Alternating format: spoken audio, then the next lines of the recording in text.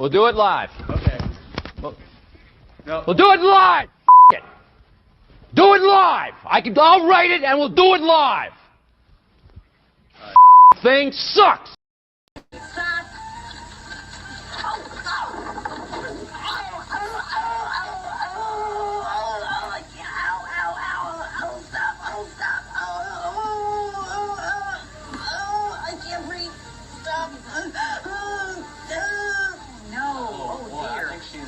Hurt. No, I think she is. Yeah, she's hurt. She took a hard fall off there. Okay. Gosh, I hope she's okay.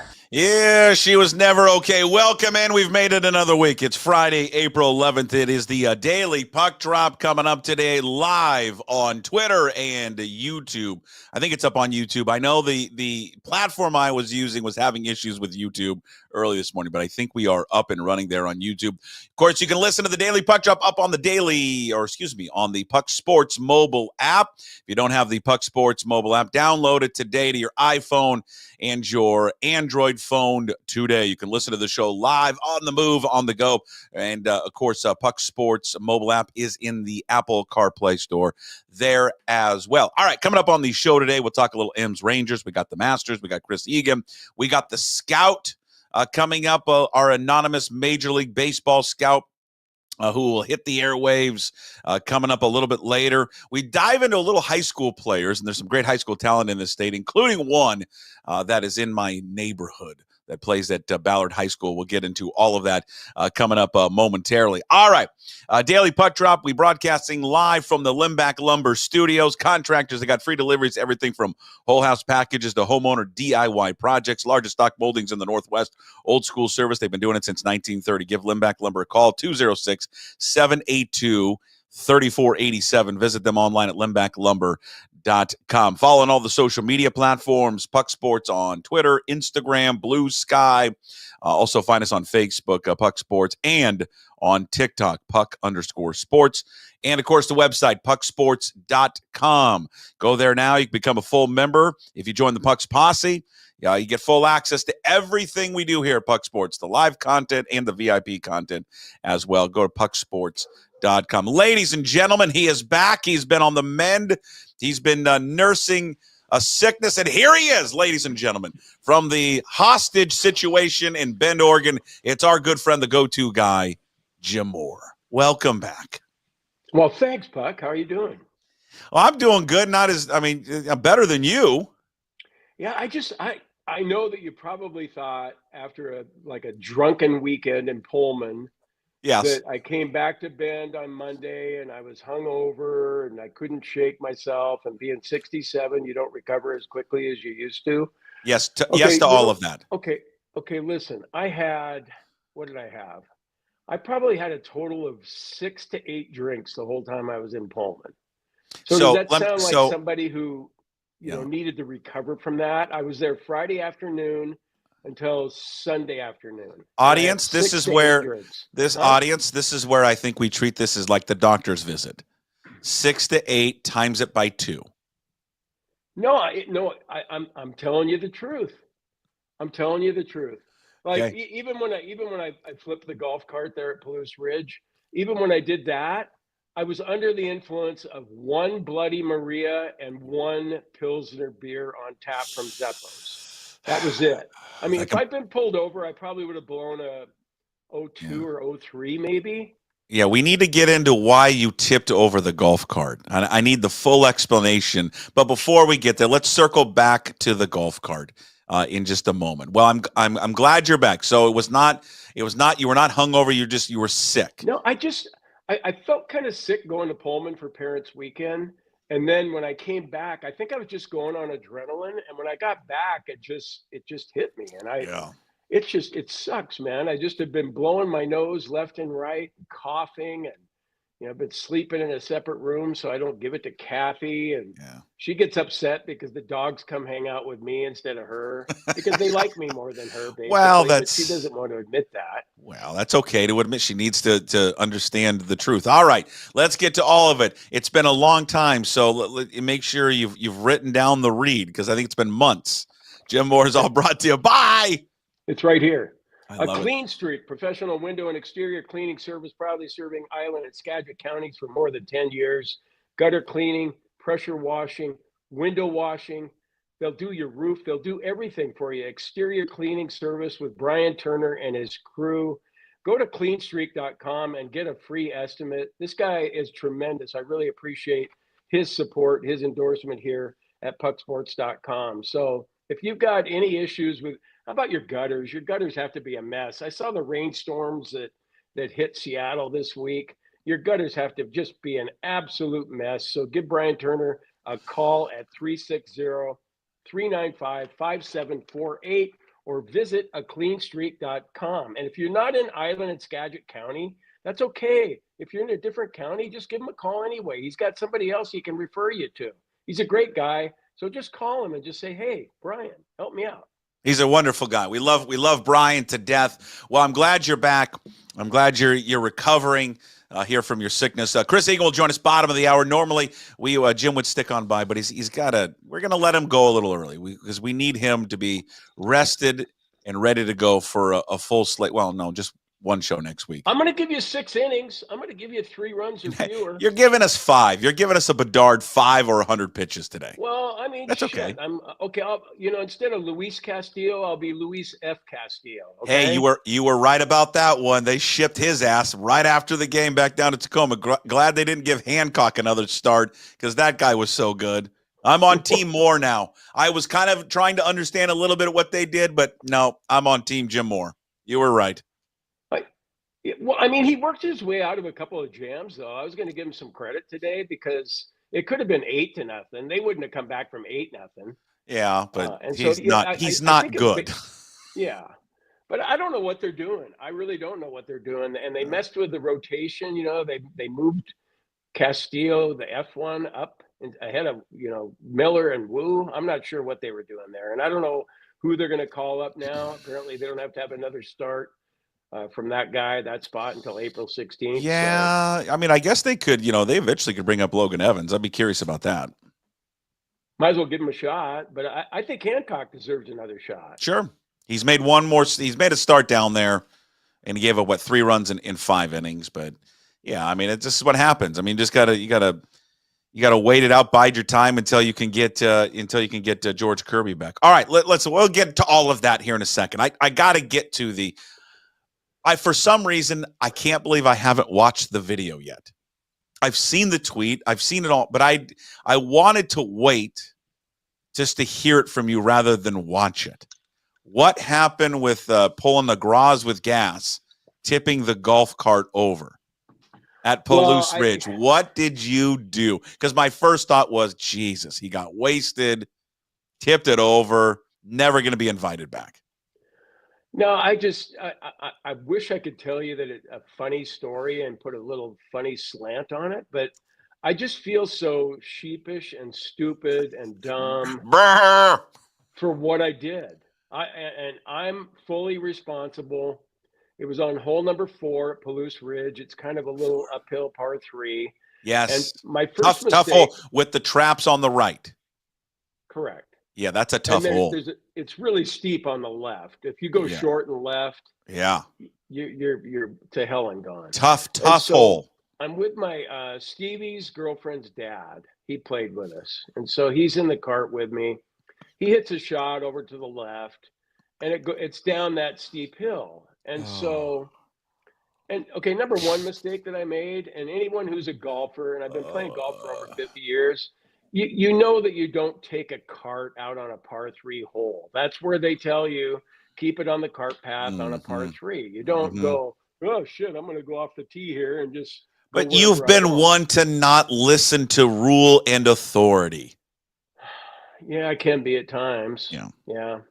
And so I thought, I'm trying to get in good graces with Stevie's girlfriend's dad, and we go over to the ledge, and I said to him, he goes, I'll just walk down. I go, no, man, I'll take you down there. It's okay. And he goes, no, shouldn't do that. And I go, Terry, you got to trust me. I've been, driving golf carts for a long time. I know what to do. Hey, Terry, know what I'm doing. Certified expert golf cart driver. I I literally told him that. That made it even worse, you know. I like, Terry, trust me. Oh God, said, I know, Terry, and I trust me. And then I just got going, and I thought his ball was down at the bottom of the hill, but it was about 3/4 of the way down. And when I got down about 3/4 of the way down, I saw his ball, and I thought, oh God, I'm almost to the bottom of this hill. I can take just a little bit of a left, and I should be okay.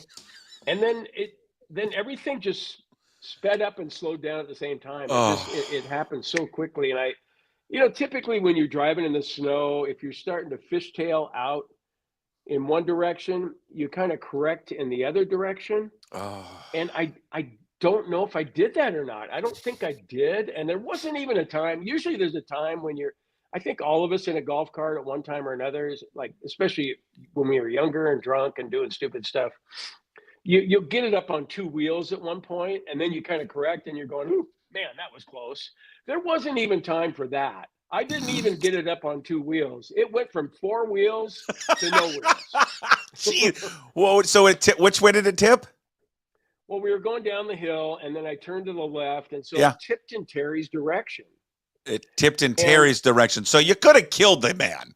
Yeah, well, and we've been talking about it. I was in Puerto Rico once on a golf trip, and a guy flipped when I was the passenger, and it flipped my way. And I thought quickly enough to not jump out of the cart, because if you jump out, the roof's going to get you. You sure? Yeah. So anyway, we had been talking about that earlier in the day for I didn't know that I was going to be flipping the cart later, but he told me later that it was helpful that I had that pregame chat about, staying in the cart. So we both stayed in the cart, and then boom, we were down, and Terry somehow ended up to the left of me, even though he was the passenger on my right. And we're still not sure how that happened. And then we were kind of like crumpled up in a ball, and he seemed to be okay. He asked me if I was okay, and then we crawled out over the roof and got Mikey and Stevie to come down and help us put the cart upright. And it was embarrassing, and it was stupid, and it ranks right up there with. I mean, I've done a lot of dumb shit in my life, but that was probably top 5, maybe even top 1. I just felt so dumb, it just. Like, what was I doing? And so then Jason, the pro, came out. He heard about, cart down out on the 4th. That's what I want to see on the radio. Cart down on 4. Old people on 4. Cart down. He told me that was the 3rd cart that flipped that day at Palouse Ridge. But the other ones were college kids who were drunk. I'm just like. But you guys weren't. You only had the one Bloody Maria and a Pilsner. Correct. Yeah, you're good. And okay, so anyway, he couldn't have been nicer about it. He called me. I told him, I go, look, man, whatever the damages are, I'll pay for it. Yeah. I wanted to be accountable for my stupidity, and so I haven't heard back yet on how much I'm gonna have to pay. But the frame was bent, so I'm not sure exactly. Thousands. We're talking thousands. They got to replace the whole cart. Well, we used the cart the rest of the round. Yeah, but they're gonna milk you. What's the cost of a golf cart? Let's just look it up right now. Cost of a golf cart. I had a buddy, Scott Sutton, was at Pebble Beach one time, and he was on like number 12, I think. And he got out of the cart, and just his weight leaving the cart caused the cart to go all the way down to the beach. Good news for you, because you've got homeowners will cover it. Yeah, good news for you, and it's a lucrative deal that we've got with Clean Streak and Brian Turner. Costs usually can be between $5,000 and $15,000. Well, so that would be. You're good. I would deserve that. The thing I was happiest about, like I escaped without major injury. And you could have really hurt yourself. You could have hurt Terry. Do you think Terry went home, grabbed an ear injury? Do you see that scab there? Hold on. Not really. Oh, yeah, I do see it. Do you think Terry went home, grabbed his daughter, pulled her aside, and said, hey, listen, there are a lot of other fish in the sea here. Maybe we find a new one and get away from this Moore family. Yeah. Hey, Nikki, we think a lot of Stevie, but I don't think quite as much about him now, because if that's an offspring from his dumbass dad, this is what, hey, right. Nikki, if this is what we have to expect 15, 20, 25 years from now, it's time to pull the cord now. The best thing that came out of it, though, was Terry not being hurt. If he had been hospitalized with some sort of broken leg or ankle or whatever, which just could anything, happened, crushed by a golf cart. Yeah. If I'd ended up in the hospital, I would have deserved it. I would have been sitting in that hospital bed going, God, I'm a dumb fuck. Wow. But Terry certainly didn't deserve it. And then we played the rest of the round. I got to admit, I was kind of shaken up by the whole thing. I would imagine. I would imagine you'd be a little Yeah, ashamed, I couldn't shake it off. I just kept shaking my head about how dumb it was, what I did. It was really bad.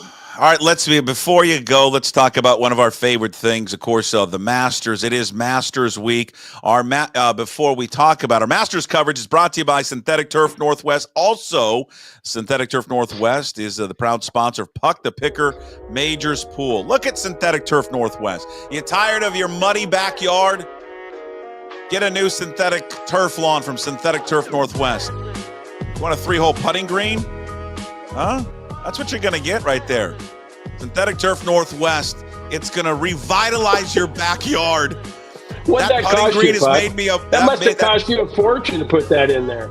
Well, I paid for some of it, but that was, the best thing about that deal with Synthetic Turf Northwest, that was the last deal right before I said, sayonara, KJR. See you later. Synthetic Turf Northwest, proud sponsor of the Puck the Picker Majors Pool. Also, our Masters coverage, the Synthetic Turf Northwest, and there'll be our coverage throughout the golf season, and also for all of our major previews, like with Travis Fulton Golf, who we had on Wednesday. I know you listened to it. I was bummed you couldn't join us because I know you would have loved talking to Travis. Travis, the host of the Stripe Show podcast. He grew up in the Pacific Northwest, now lives in Florida.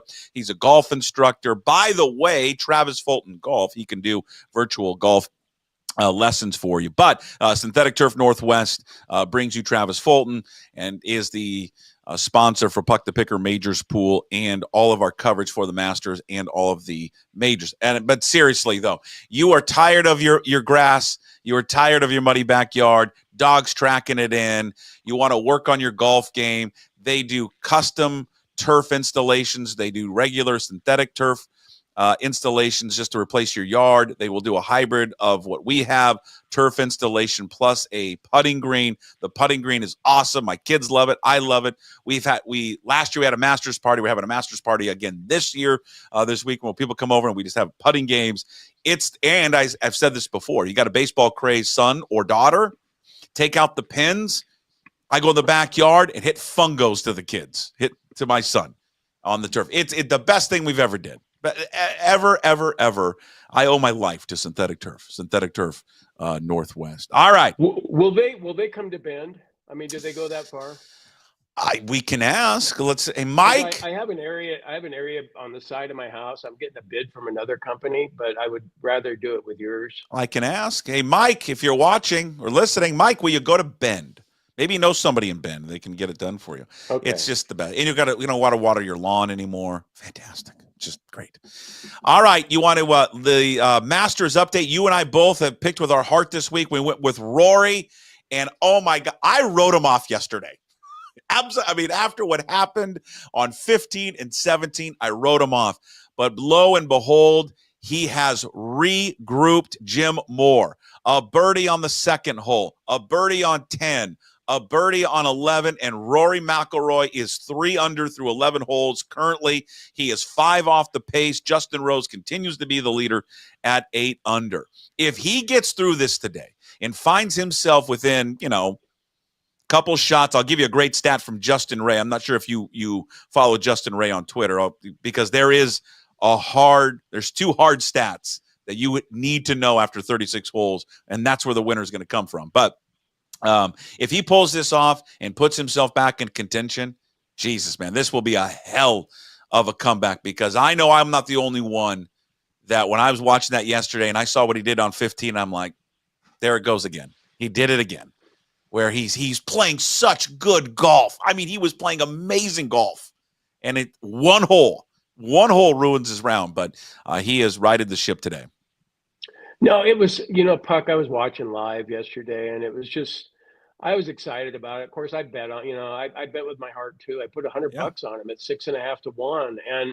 And it was either a really stupid bet or a really good bet, because Rory McILroy coming in, this one guy on Twitter, he looks at all these different golf stats, and Rory was the only one that met all 19 of the criteria that this guy had. And so we all know what a terrific golfer he is, but we also know what a problem he's had there at Augusta. He hasn't been able to get the Grand Slam. And God, sure enough, it's one of those things that you can't relate to his golf game. We'd love to be able to swing like he can, but we can all relate to mental issues that we have on golf courses, whatever, shots. And just some of those 2 chips that he hit, it was like, what are you doing, man? I mean, how many times have you played here? Well, did they not replace that green? Well, apparently it's more sloped than it used to be. Well, it sure looks like more slope to it. Cantlay going in the water twice doing a chip from where he was. Yeah. The same one. I mean, and you could see it right when it's easier to say now. You needed to, land it probably a foot or two, off the collar there, and then just let it go down. But once it hit that second bounce, you're like, it's gone. TV doesn't do it justice there on 15, how severe that slope is. Sometimes when they have that, they pan back from the water and you can see it. But it's severe. And you know what was amazing about it too, Jim, is when he went into the water, I'm thinking, all right, he's going to go back and try to chip it again. And then he takes it over to the drop area. I'm like, oh my God, no. That's a tough shot from the drop area. He's got to go back across the water where the pin is situated. Like, that isn't an easy shot. That's miserable. No, and then he put it in the fringe, and I was half surprised that he got it down in 2 from there. But no, he should. Yeah, I don't know. I just shook my head, and I there's part of me that's thinking, God, I should have known better and not bet on him. But I just love Rory McIlroy, and I want to see him get that green jacket, and because we all want to do. We love. He did at 17 might have been even worse. The 17 was just, because he flies his approach shot. It goes off the back of the green. That's another huge slope when you're, especially down in that little valley he's in. He's a terrible chip that goes past the hole. And you're just thinking, oh my God, the wheels have completely come off. And this is what has prevented him not only from winning this tournament, but winning more majors. This is what prevented him from winning last year. This is what prevented him from winning the Open Championship, 2-3 years ago against Cam Smith. He has this one hole where it just ruins everything. And I'm just saying from a psychological standpoint, if he's able to recover, and again, he's still on the course, and again, one hole could ruin him. He could go to 15 today and do the same thing. But if he gets through this round and it is within 3 or 4 shots, I can only imagine what that will do for him from a psyche standpoint. I think he goes into the weekend going, fuck yeah, I can win this thing. And I was watching live from last night. I don't know if you were, with Brandel Chambly. Everybody's writing him off. Hell, Paul McGinley, who loves the guy, is basically writing him off. And then Rich Lerner's writing him off. And I'll give credit to Brandel Chambly. He gave a real impassioned speech. He's like, nope. Don't write him off. He had one bad hole. Previous to that, he was playing the best golf out there. He goes, what he's going to do, and I thought he goes, no disrespect to Justin Rose. Stop me if you watched it last night. You're like, I already heard all this crap. But he goes, no disrespect to Justin Rose. He's not chasing Justin Rose.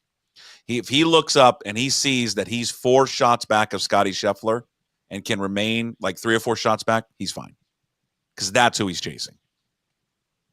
Yeah, basically saying that, hey, Justin Rose is going to fall apart. I think most people, I read a story, SI.com, they've got all their golf writers. Every single one of them said he's toast. He's not gonna make a comeback in this one. He might win another major, somewhere else, US Open, PGA, but he's not going to win this year. And if he ever wins another one at the Masters, it's going to be next year or years to come. But no, I'm with you. I'm such a sucker for him. I've already told you what a dumb thing I did in the golf cart and how stupid it is to bet on Rory McIlroy at the Masters. I threw another $10 on him after he birdied number 2 today. Sure you did. At 11-1. I thought, Love it. What the hell? I'm going to just ride that little Irishman till the cows come home. He is 3 under through 12 holes right now. Justin Rose is just, I mean, maybe Justin Rose does not take a step back. He just birdied 16. He had bogeyed 14. But Justin Rose currently is at 9 under. So Justin Rose is just playing great golf right now. DeChambeau, who, God bless this Masters, because we can't watch it all. We can't watch it all because we've only got to be. It's disappointing. It doesn't come until noon, right? Well, yeah, but you can watch like certain holes on their app or on ESPN. You can watch featured groups, but DeChambeau is not one of the featured groups. And DeChambeau, he's a sensational days, 4 under through 10 holes. He's at 7 under. He's 2 shots back of Rose, but you can't watch any of his shots other than if you just go to the Masters app or on your desktop and click on it. Then you can listen to the AI voice, DeChambeau on number 10. That ball down the left side of the fairway. DeChambeau now has 180 to get to pin. I mean, it's unbelievable. It sounds like me reading ads.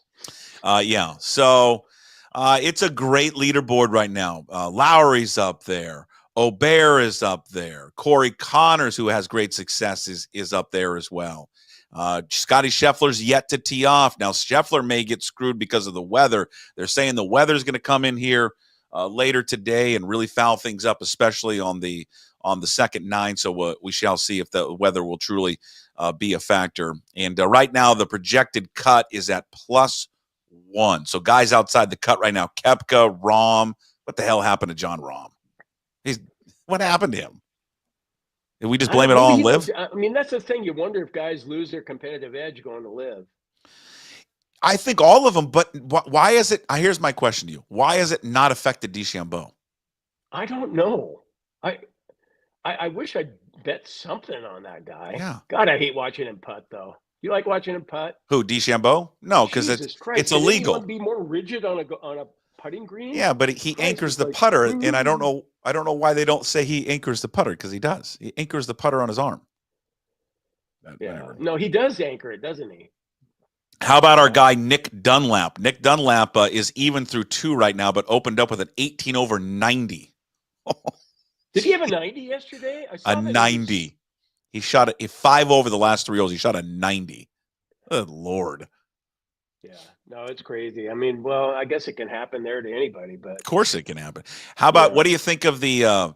Did you see the story of Jose Luis Ballester? I did see that, and I'm a fan of his now.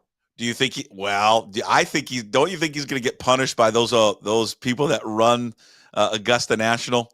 You don't think they had a talk? Hey, excuse me, son. Yeah, I don't know, from the part of the world you're from, but here at Augusta, we do not relieve ourselves in Rays Creek. We do not take a piss and pull out our penis in Rays Creek. There was a bathroom there that you could have used. Son, you decided to use Rays Creek for a bathroom. You will be uninvited next season. I think he'll get a talking to, but I don't think he'll be penalized in any way and, sent to his room or anything. Are you sure? He's an amateur. He'd never been there before. He missed the bathroom, I guess, on the 12th tee, and so he really had to go. But, to do it in Rays Creek, everybody's always like azaleas and magnolias. And they love Rays Creek. Yeah. Rays Creek, by the way, is just a dirty-looking little creek. I mean, it is. That's true. Yes. It's nothing special at all, other than, coming in front of the 12th hole. And I also like that kid has Sun Devils backwards on his hat. That's right. Awesome. Hey, can I before you take off, because I know you're going to take off here soon when Egan pops on here. I caught up. You're going to love this because I know you love this guy. And remember, we had him on the radio show. Okay. You remember when we had David McLay Kidd on? Yeah. Yeah. Well, I caught up with David McLay Kidd since we're talking about golf. And do you remember Puck, I think he lives down here. He does. I should put you in contact. Yeah. So remember, they are getting closer to having that golf project in Westport, Washington, Westport Golf Links, but it needs to go through a final approval process with, it's like the Sonics again, the EIS study, the environmental impact study. So they're waiting the Washington State Parks Department is having a real big hard on for this. for whatever reason. But I caught up with him this week. This guy, David McLay Kidd, he's the architect of Bandon Dunes. So he created that. He's the architect of Gamble Sands, which, again, that's first place prize in Puck to Picker Majors Pool, by the way. He's also the architect of Tetherow, which is where Jim's at in Bend, Oregon. He's created a bunch of golf courses, but I caught up with him this week. I wanted to play this little soundbite for you about his latest project, Westport Golf Links, which would be in Westport, Washington. Links golf course, just like what he created at Bandon. It's very similar. It's very reminiscent of the East Coast links courses of Scotland, whether it's Muirfield or North Berwick or the Old Course or Carnoustie. You know, it's soft, rumply dunes, hard against the ocean, smelling the ocean air. You know, it's all of the key ingredients that make golf, as Bandon likes to say, as it was meant to be. It's right there in Westport, Washington. And the Pacific Northwest is the only place in the United States that can deliver golf similar to that in the British Isles because of the weather, because of the types of grasses that will grow, because of the 12-month season. All these facets don't exist anywhere else but this little corner of the continent. And that so that's David McLay Kidd, and again, who's trying to build this project in Westport, Washington, trying to get more people aware of what's going on. I mean, listen, if anyone's ever been to Westport, I mean, you understand the economic hard times that has hit Westport, Washington. It just has.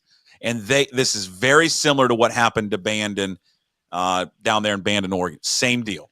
That was a community that was just hit hard, logging, fishing industry, all gone, no jobs, high unemployment. This is the same deal with Westport. What did they do? They go in there with this piece of property in Bandon. They build this amazing resort that everybody in the world now flies to go to.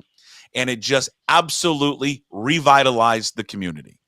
It flushed with money, and it was a destination and all of that. And the same thing's going to happen to Westport. I mean, Westport is beautiful. It's a beautiful area. And this golf experience and this course that he's trying to build down there in Westport, Washington. I mean, look how – can you imagine having this style of golf course? Look at that. Where on the coast in Washington, I love Bandon. You don't got to drive 9 hours anymore. You could drive, what does it take you to get to Westport? Two hours to go and play this style of golf course? I mean, come on, Washington State Parks Department. Let's go. Figure it out. Yeah, there's environmental concerns that they need to address, apparently. Yeah, but there's none. That's the part. Like, if anything, that they haven't provided. There's no impact from an environmental standpoint. The park, it's like 760 square miles or something of the park. They're using like 125 or something, or 200 square. I mean, it's nothing. And like the part of the park that they're concerned about, you can't even access it anyways. No one can go to it. Okay, Puck, at this point, when is it projected to open if they get to go ahead? That's a good question. I do not know that. I don't know the answer to that question. I mean, I don't know how long would have been a great follow-up for him. If you get approval, when is it ready? That's a good one. One thing I appreciate about David McLay Kidd, though, was I remember interviewing him one time, and I met him one time too. I played at Tetherow with Bledsoe for a story for Coug Fan, and McLay Kidd is, he happened to be there. He lives in Tetherow. Anyway, whatever. But what I appreciate about him is I think it was after he designed Tetherow. And if you've ever played Tetherow down here, you have to have your A game. It's a tough course. And if you have your B game at Tetherow, it's a long day. And I think he finally realized that, hey, man, why am I building these golf courses for elite players? And so when he built Gamble Sands, it was more for the recreational golfer, guys like you and me, And every time I played Gamble Sands, I walk off the 18th tee, go to Danny Boy to have a cocktail, and you just kind of go, that was a fun day. Yeah. Because it's forgiving, and yet it's also a good test of golf. So anyway, I'm sure he's going to incorporate all of that into the Westport Golf Links if he gets to go ahead on that project. Hope it does. Washington State Parks Department, and they may have their issues, but everybody. I would ask the Washington State Parks Department, hell, get the governor involved. Go talk to people that live in Westport. Go talk to people that live in Ocean Shores. They all want it. Every one of them wants it. Everybody. Okay, because so I'm behind the times here, Puck. Is Westport, when I was a kid, that's where you went to go charter boat fishing. Yes, Yeah. same deal. That's, it's the same. You go charter boats there. It's a crabbing industry, but like anything, it's hit on hard times. Their unemployment rate is through the roof, and slow. With which a lot of those towns in Grays Harbor are like that, and it's just you are giving them people there, especially young people, an opportunity to get a wage there, because you're going to have so much business that comes into that area. They're talking something around $30 million economic impact there, over 300 jobs. I mean, think about if you're in high school there. What do? I go work at Westport Golf Links. I work in the kitchen. If you're 21, you work in the bar. You caddy. You work at the golf club. I mean, there's just endless opportunities there. This would just be. It's such a no. This is what makes me upset. It's such a no-brainer, but in this state, anything that's a no-brainer, you're like, oh, well, I don't know. The migrant geese. How is it going to affect them? This guy, I'm just telling you, any course this guy designs, one, he wants to design a great golf course, but number two, minimal impact to the surrounding area. Look at all of his golf courses; they're all the same. I mean, they're not putting in fountains and trees. I mean, he just works with the environment. I want it to happen. It would be great. It'd be awesome. I mean, the only thing people know Westport about is crabbing, chartering fishing boats, and people go surf there. Let's make it a golf destination too. It'd be great. No, and you're right. I mean, Bandon Dunes, it's terrific, but it takes forever to get there. And so if you had Westport Golf Links, I mean, coming into Seattle, a 2.5-hour drive rather than what? You fly into Coos Bay, or do you fly into Eugene, or where do you fly into? Eugene, else in the country? Well, you can fly directly into there, but not from Seattle. So I hope it happens, and hopefully cross our fingers that it does. And I could listen to Dave McLay talk for hours. He is unbelievable. That accent and just how the energy he has. I'll set you guys up. You know what? I'm going to put you guys in contact. I want you to go down there and go bug him, because his office is in downtown Bend. You'd love it. Yeah. Yeah. No, I would enjoy that. Yeah. Maybe I get a free round of tether row or something. I knew you were going to go there. All right. We're going to cut you loose, get better, rest up, and we'll talk on Monday. Okay. Okay, Puck. Have a good weekend. Go Cougs. Yeah, go Cougs. There he is. Jim Moore, the go-to guy with us Monday, Wednesdays, and Fridays. Under the weather, we're going to cut him here a little loose so he can recover, and then we transition. Ladies and gentlemen, he is the Prince of Puyallup. This guy, you know what he likes? He likes progress. He likes Westport. He likes Washington. He likes everything. And he, even though I know he's not the biggest golf fan in the world, he knows people are. And so he'd be in full support of Westport Golf Links. Ladies and gentlemen, from Puyallup, you know him, you love him, Chris Egan, King 5 News. He joins us every single week. You can follow him on X and Instagram at Chris Egan 5. Catch all of his work at King 5 and king5.com. And he joins us inside the Limback Lumber Studios. How are you, sir? Hey, Puck, great segment right there. I also want to make mention, if you want more on that, I know Jake Wittenberg did a full, I think it was a full 5-minute story on king5.com. If you want to look more into that. Right. They do kind of have the side of the environmental side, but as someone who is a lifetime fisherman, somebody that frequents Westport, that has been there since, I was 6 years old and usually go there at least once a year for salmon, lingcod, rock bass, you have it. We were down there last year, my dad and son and I. This is an area, Puck, that definitely needs it. I mean, it definitely needs an economy boost. This was an area when COVID shut everything down. They decided to have baseball tournaments down there because they needed some type of income coming down there. And this is just incredible people that live there. There's some great, as you roll into Westport, some great, those little hotels, bed and breakfast places that people are trying to get rolling. And this would just be a huge boost. It's a beautiful, it's a beautiful part of our state. Yeah, that really, and it's one of the very few areas on our coastline that it can hold up to Oregon's coastline. Because listen, Oregon's coastline and their towns are much better than ours. but that is one that can hold up to anything that Oregon has, but we just don't. We got to put something into it as a state, as a community.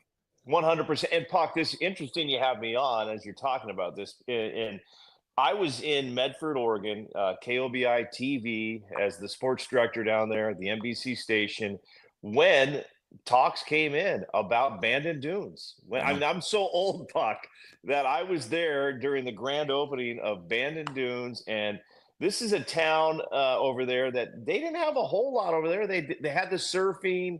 The Marshfield Pirates were more known for their high school football team back then, logging stuff, but they put that golf Bandon Dunes, and it was just like it became a destination place. And what does that help along the way? It helps all the little cities on the way there. It helps your Grants Pass. It helps. Just now everybody's stopping at Grants Pass to get a Dutch Brothers on the way. Good for you, Grants Pass. God, you know what? When I was working in Portland, When I was working in Portland, and I was the voice of like the 2A basketball tournament, and we would go over to Pendleton, Oregon. Just a quick side story. For the years I did it, the best team in the state at the 2A level on the girls' side, always from Grants Pass. The Grants Pass. Every time. I think they're the cavemen, but I don't know. It must be the cave women. Let's look it up. Yeah, and there's a gorgeous river there, which we used to raft. And I think even they filmed some movies down there. But just a gorgeous part of our country. You take that road from Grants Pass out to the ocean. There's a caves area where you can stop and tour some caves and things like that. It's pretty country. And I agree. You know what? We've heard so much about the Oregon coastline and not much with Washington. Well, yeah. You know what? It's never too late. Grants Pass High School, known as the mascot, the Caveman. It's a reference to the Oregon Caves National Monument. Yeah. Love it. Let's go. Oh, yeah, they were always good. I mean, but you're right, Puck. And hopefully, things are swinging a little bit better here in the state of Washington, the pendulum. But there's so many no-brainers that we just sit on. I know flag football. That one just still baffles my mind. Why is pickleball not a high school sport at this point? I just these are no-brainers. Well, along those lines, I mean, I'm with you. Why is pickleball not a sport? Why are we still debating? And I think it's going to get resolved here in soon. Flag football, but why? Why? It's such an easy decision. And I'll take it a step further because I have a friend whose son plays lacrosse, and I had another friend actually that his daughter plays lacrosse, and I'm like, why is that not a sanctioned sport? Like, what are we doing? Like, why? Not everybody has to do it. You know what? Oh, we've got good lacrosse teams. Let's support the ones that have good lacrosse. If you don't have one, it's okay. Okay. I feel like we just always want to appease everybody. It's just a head scratch. When I took my shirt off in Arizona, it's okay. I don't have a washboard stomach. Hey, congratulations, because you are. I wanted to get to that. You are a shirt on in the swimming pool guy. Yeah, and that which I don't like. I can't understand why. Well, you are an in shape guy, especially for someone your age and being a dad. I'm the guy. I'm a shirt off everywhere. Yeah. I don't care. Walking around the barbecue, I got the shirt off. I don't care. I don't care at all. And to your, to back you, I think when you have a nice tan, you got a nice layer of tan, you just look better. Oh, it's more about you were just very pasty. Very pasty, and I always worried about burning the back, and then that kind of ruins the vacation because now I'm putting, the gel on the back. Yeah, but that's when you get the misses. Hey. You put a little on the back. Lower. She does the spray, and it's just always a little lower. I don't like spray. I don't trust the spray. I need the lotion. And then I relather a lot. She was, it's 90 degrees down in Arizona right now, Puck. I'm going to be there next week golfing, and I'm looking at them like 93, and I'm like, God, I'm going to melt. But you know what? We were there a week, and it's just I don't know what it is. And I'm a PNW native, and I love this area. That's what it is. It's called sun, Chris. Well, how about this though? Like I was up every day at 6:30, like ready to go. I mean, the sun's out. You're just ready to have fun. Here it's like snooze bar. Because that's what sun does to you. It energizes you. We just don't ever get to see it 9 months out of the year. No. And Puck, to make things worse, we're at the Phoenix airport. Everybody's in their shorts and tight shirts and everything's 90 degrees. Everybody's smiling. We roll into SeaTac last night. Oh my God. 10:30, you can tell it's been raining. The airport is an absolute disaster. I can't believe it. It's 10:30 on a Thursday night. Obviously, people are returning from spring break or going on spring break because the place is just crowded. Right. My poor dad, my 83-year-old dad. You remember the days, Puck? I think you and I do remember when it used to be fun to pick up the family at the airport. I mean, it was like, hey, I'll pick you up. Oh, yeah, I'll pick you up. Yeah. It's kind of cool. I feel so bad. I had my dad pick us up last night. It was an absolute mess. I mean, it was a mess. He said it took him a half an hour once he got off the exit just to get into the line to arrivals. And then, you know what? It used to be fun and you hug people. Now we've got to end that. There's got to be some rules when you pick up people. It's got to be, you got to move. Like, there's one person showing their baby, and they're like, hey, and the luggage. And I was like, do you want me to help get your luggage into the car? Let's go. There's got to be a new set of rules at SeaTac because it's not time to talk about the trip there. Get in the car, get on I-5, get on 167, talk about your trip then. We don't need to talk about it while people are trying to get in and out of there. Oh, it's a disaster. That is the worst airport in America. What is going on? It's because it's just too. They can't fix it. It's awful. It's under construction. The people that work there are miserable, and so and they're miserable not because they're miserable people, because the place is miserable, so they're miserable. Well, it's the worst TSA in the world. I mean, the world. Let's hope the construction moves quicker than what we saw in front of the Tacoma Dome through the 80s and 90s. But it won't, Chris. It won't. It won't. We're in 20 years from now, we're going to still be talking about God. That's still being developed over there at SeaTac. Here's what I'm doing next week because I've had it. I've had it with that airport. And every time I'm serious. Every time I can do it because they don't have a lot of flights, I'm flying out of Everett. Next week, I'm flying out of Painfield. I'm going to pay more money just because I want to pull up, walk in, check in, and you're at the gate in like 5 minutes. I did it. We did it for spring when my son and I went down to Arizona a while ago. It is the best. I advise it for everyone. Now, it's a little tougher for you because you're coming from the South End, but even for you, I would say do it. You're going to be happier with the situation at Painfield. Even my son, Luke, was like, hey, Dad, is Phoenix just a lot smaller than Seattle? I'm like, why? He goes, it was just so easy to get in and out of it.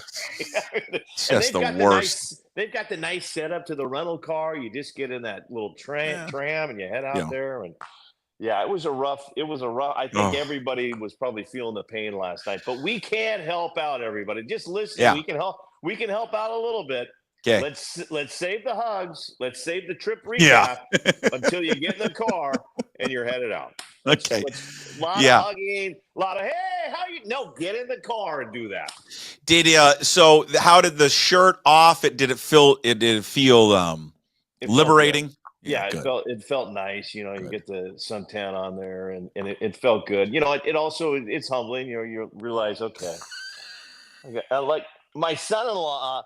My new son-in-law, married to my daughter, I think he looked at my brother-in-law, Mike, who's in his 40s, and he's like, oh, that's what I want to look at like when I'm in my 40s. So that was a pure insult to me, Puck, because he's like, it was. Obviously, he doesn't want to look like me in his 50s. Yeah, brother Mike's putting in the time. Yeah, he's putting in the time, and he was also. I love Brother Mike, but we go to Top Golf, and you talk about golf and love for golf. This is a golfer. This is a Tacoma Country Club member. This is a guy that golfs a lot. He shows up to Top Golf wearing like he's getting ready for the Masters. And Jesus, I love this Brother guy. Mike, what are we doing? But Puck, when it came down to it, you got all the cousins and the kids, and he's hitting. Now he was teamed up with my wife, who I think she hit one onto the freeway. But when it came down to it, Puck, I had 5 balls to win it, and I had to hit at least 4 of them into my target area. Yeah. 5 for 5. Yours truly and sister-in-law Bobby took home the Top Golf championship. Because you're an athlete.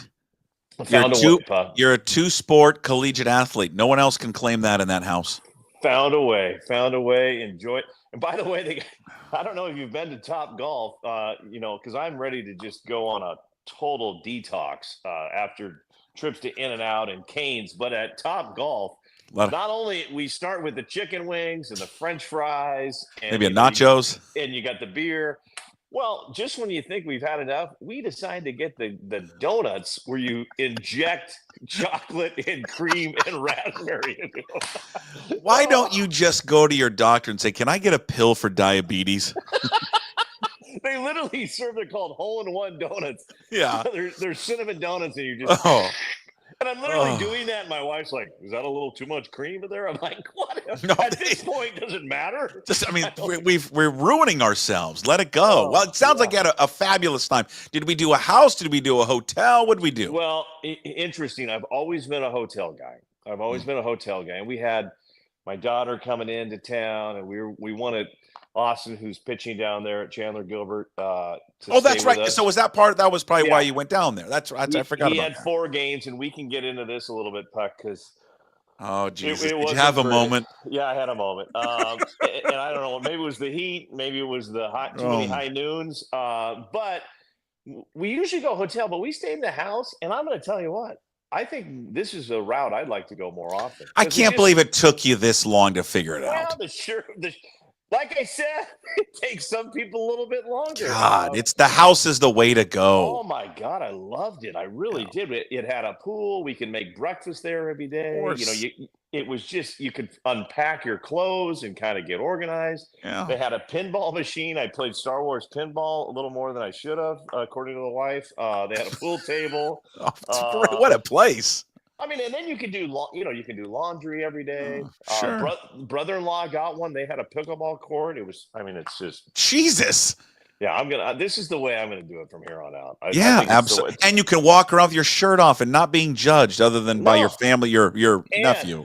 And the best was we were at a pool and just tanning, shirts off, and it was just all I could hear was the birds. The last time I was at a hotel, we had a 14U hockey team splashing me every 5 seconds. So.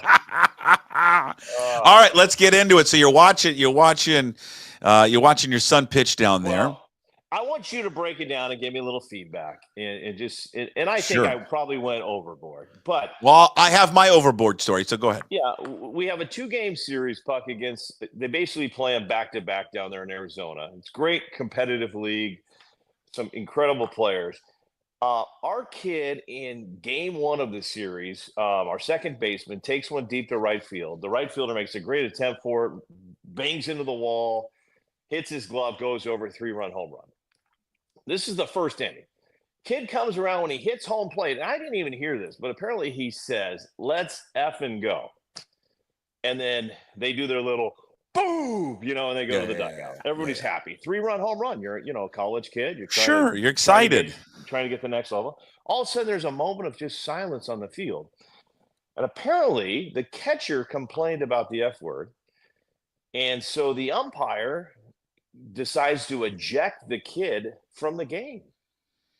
And then it's a 2-game ejection. And once again, I'm not pro jumping on throwing out F words, but personally, I thought it should have been a warning to both dugouts. Hey, guys, you know what? I heard what was said. I don't even think he heard what he said. It was the catcher saying that. So I was like, well, couldn't you just complain about everybody saying something? But I thought there should have been a warning.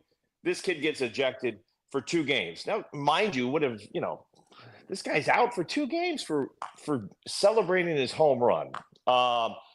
That followed up with some questionable calls in that game. Now we go to game 2, and it's the same umpire crew. They just switch them home to second. Sure. Just already the strike zone seems to be favoring the other team, and there's 3 dads behind me that are chirping a little bit, 2 to the left that are chirping. Our pitcher, nobody's on, makes a motion and throws, and he calls an illegal pitch, and it was strike 3. So our coach has had enough. So he goes out there and he gets tossed. Okay. So now I'm still Doing okay. You got dads over here, dads over here. Trying to be positive, Chris. Yeah, and you know what? This is where I need your help, Puck, because I tried to be positive the state basketball tournament, and it just absolutely stuck me in the heart because it didn't help me at all. So ball is hit. We're up 4-3 center field. Center fielder comes up, makes a throw to home. He is out by a foot, Puck. And Luke Egan has the video of it. We froze it. We did it. Everything. He's out by a foot. It's not even close. You can't even argue it. Safe. Luke says the video, sends it to me. That's where Luke's bad part. So I see that. I'm like, eye in the sky. The eye in the sky don't lie. This is awful. They end up scoring 2 more runs. Now we get bases loaded, Puck. 2 strikes. Our guy, check swing. He held off perfectly. No, and I admit, I've watched enough baseball. He did not roll over. Strike 3. Now these 3 dads are going crazy. These 2 dads, and this dad now is like, you are killing us. And I can see Luke Egan moving a little to the left because he doesn't want to be part of it. Where is the wife? She is right next to me, and this is where Puck, she's in full agreement. She turns to me, and maybe she's had a couple high noons as well, but she goes, yeah, these guys, this guy's awful. A couple of high noons. So Puck, we're down 1, bottom of the 10th inning. Guy hits it down the third base line. It's obviously fair. Everybody knows it's fair. Even the catcher from the opposing team after the game was quoted as that was fair. Foul ball. So I don't know what to do with Puck anymore. I just what happened to the parents after that one? Everybody went absolutely bananas. I said, hey, what's your email? I'd love to send you some video. I'd love to send you some video. My youngest is my youngest. Maybe one day he'll run for president because he's like, Dad, I think maybe you were just too loud. You kind of sounded like Papa. And I don't think it helped the cause. I'm like, Luke, at this point, I don't think anything would have helped our cause. So they just took it. They just took it out on you. Yeah. It seemed like that. So we got our coaches for our Little League team got suspended for our game last night because we were too loud in our disapproval of the umpiring in our last game. And we were told we had to serve a suspension. What? So you were suspended? Us and the 2 other coaches on my team. And how too loud? Like a negative loud, or you disagreeing with calls? Yeah, too loud. So I found it just ironic, but said okay, fine. And were they? I mean, were the calls egregious? Yeah. Yeah. Yeah. So what do we do here, Puck? I'm lost. I need umps to chime in here because I think here's the lesson. I've been a nice guy for 51 years, Puck. I've been a nice guy. I've pumped up umpires and officials. I know there's a shortage of them, but I think you got to do the job and do it equal. I think the lesson is what I have learned is just there's a golfer last week that was so angry at himself. Yeah. He taped his mouth shut. Okay. I'm gonna tape my mouth shut. Yeah. Moving forward. I think, after talking to Luke, maybe looking back, I probably should have had my mouth shut too, but it's so hard. It's just hard. It's hard when you got a couple of high noons in you. Well, and my wife, God bless her, I love her. She turns to me and goes, I just love your passion. So that did help me out. Well, you don't need the passion. Yeah, I just, here's what I would say. I think for both you and I, and we're human, so we're flawed. Yeah, and that's okay. There's nothing wrong. No one's perfect. You should be flawed. Everyone should be flawed. With that point, Puck, I've even made that point about umpires and officials. They're human. They're going to miss some calls. Yeah. But when they start adding up, that's when I get a little. Yeah, and so I would just say that, hey, you and I can both learn from this and move on. Yeah. But it's a learning tool. It's just that you can't, you get so wrapped up in it, in the moment, and I think you take a step back and realize, okay. All right. Yeah. It's not that big of a deal. But, in the moment, it sure seems like it's a big deal. But I think it was, I know for me and probably for you, as I took a step back and realized and just kind of thought, like, all right, at the end of the day, like, this is not a big deal. I shouldn't get so upset about this. But it's hard to remind yourself of that as it's happening. And at the end of the day, and I'll be honest with you here, I felt a little like, I didn't feel dirty, but I'm like, God, that was kind of dumb. I would say this, though, 99% of these guys are great. Yeah. And gals that do these games. So, yeah. Well, and I'm glad you learned from your one game suspension. Who coached the team? Who coached the team while you were out? The hodgepodge of parents, including my wife. Oh, that was great. How did they do great. Without you? How did they do they took the L, but that's okay. It's all coaching. Hey, you know what? We live and learn, Puck, and we hope others that are we hope others that are listening. We're all not perfect, but we've got to look at ourselves in the mirror once in a while, and that's right. Would stand by that. I don't think that was officiated very well, but you know what? I need to be better. I need to be better. Did you when you were down there? Just can we wrap up with this? When you were down there, did you take? We've got a few years away for young Luke Egan to decide where he wants to go to college. Oh yeah, right. What are we like 5 years away? Yeah, he's still five away. Did we happen to maybe just walk over to Tempe and just say, hey, we want to get an early glimpse of it? Oh, we did. And I'm not gonna, because I'm happily married. But Luke Egan, said you can see why they bring people on tour for on campus visit. Not a lot of North Face and flannel being worn down there. I'll say that, Puck. Good for Luke. I will say this. They were so nice. We walk up. Luke's like, can we see the stadium? And I'm like, yeah, I don't know if they're going to let us in. And we go up there, and there's a lady. She's like, come on in. And it's like, oh, okay. And they show us the field. And you can see why they have that home field advantage down there. She was explaining on the home side, there's fans, and they keep you in the shade. On the visitor side, there's no fans at all. It's just pure sun. What an atmosphere down there, though. I'm just afraid if I sent one of my kids down there to school that there would be no schooling at all. It is a beautiful, beautiful, beautiful campus. All right, let's wrap it. Anything? Did I miss anything? No, I would just say this, Puck. I am a PNW native. You know that. I support fully Dick's Drive-In. I think it's to me still the number one burger. But the kids wanted to do In-N-Out. They did it three times, and sometimes they would buy extras. For my money, I don't know about this, and I don't know if you've ever tried it, Puck. An In-N-Out burger later on that night, microwaved up, better may be one of the best burgers later in the day. Okay, I've never done it later. Get a second one. Okay. Put it in the refrigerator. Have your whatever you're drinking, and then like when 1 o'clock in the morning hits, you want to play circle.